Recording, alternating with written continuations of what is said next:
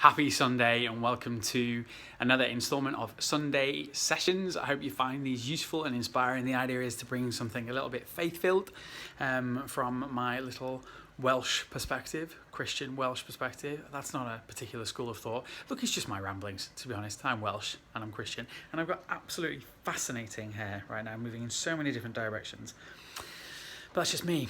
So, what I wanted to talk about was the woman with the alabaster jar. In Matthew 26:7, we read about the story of a woman who came into a meeting of Jesus and his disciples with a huge jar of perfume in an alabaster case. Now, she walks straight up to Jesus and she anoints it over his head and his feet. And people went crazy at the time saying, "What on earth are you doing? That's a lot of money that's in that jar. And also, you being a woman shouldn't really be near Jesus. What do you think you're doing? Like, it's a bit untoward for you to go that way. You're wasting money. You're out of your place." And Jesus told them all to just calm the farm a little bit and explain that she was doing exactly the right thing. The purpose behind that story being in the Bible, I think, is to encourage us to just remember that we all have something to bring.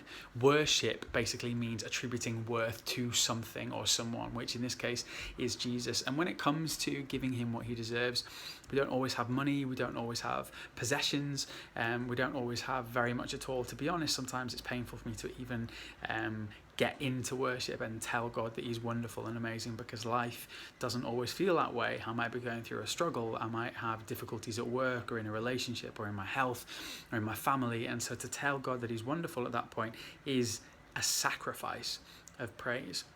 But what do we learn from this woman then? That basically no matter what you've got, you can bring it. She brought the most important and valuable thing to her because that was her way of saying, "You mean this much to me, Jesus." But I think God is just happy when we bring our attention to him on a Sunday, but every day, to think about him, to think about the things he's done, to think about the nature of his character. And sometimes when you don't know what to say, just sing worship. There's a beautiful song called "In the Bleak Midwinter." A couple of years ago for the Queen's Christmas message, she mentioned it and it just blew my socks off, because it says in the final verse something along the lines of, "What can I bring you, poor as I am? If I was a shepherd, I'd bring you a lamb. But I would do my part.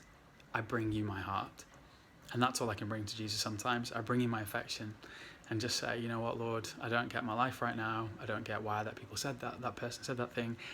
Don't get why life is so hard. I don't get why I've been rejected. But you love me." I just come back to that until I love you straight back, because we love him for he loved us first. That's it.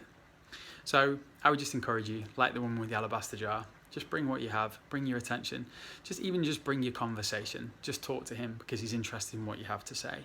And you'd be surprised at what happens when you dedicate a little time or attention or emotion, no matter how aggressive that emotion, towards God, and just pour it all out because he's listening.